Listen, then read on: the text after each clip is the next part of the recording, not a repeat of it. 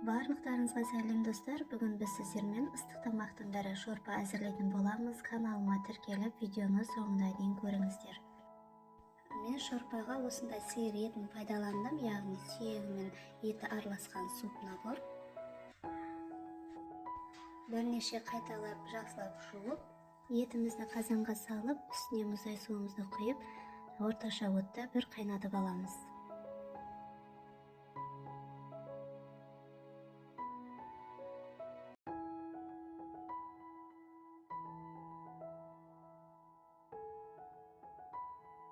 Қайнағаннан кейін бетіндегі көбігін жақсылап алып тазартып аламыз. Көбіктерін алып тазартқаннан кейін қазанымыздың қақпағын жауып, етіміз піскенше қайнататын боламыз. Етіміз жұмсарып пісуге дайын болған кезде осылай көбіктеп туралған сәбізіміз бен болгар бұрышын және пиязымызды саламыз. Дәмін көре отырып, тұз, бұрыш, паприкамызды саламыз.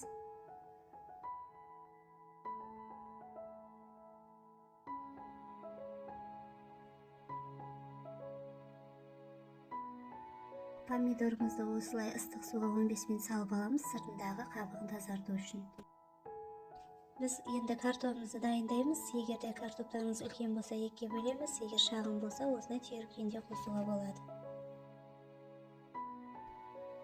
Помидорымыздың сыртын тазартып аламыз, оны ұсақтап турап сорпамызға қосамыз. Содан кейін картоптарымызды біртіндеп саламыз.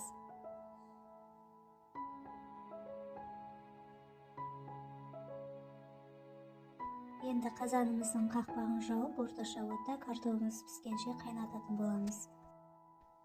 Тамағымыз дайын болуға 5 минут қалған кезде осылай аскөкті себеміз. Мінекей достар, біздің шорпамыз дайын. Өте дәмді әрі жеңіл тағамдардың бірі. Міндетті түрде жасап көріңіздер. Және достар, менің каналыма тіркеліп қойыңыздар. Алдағы уақытта тағы да өте қарапайым, қолжетімді азық-түліктермен жасалатын рецепттермен бөлісетін боламын.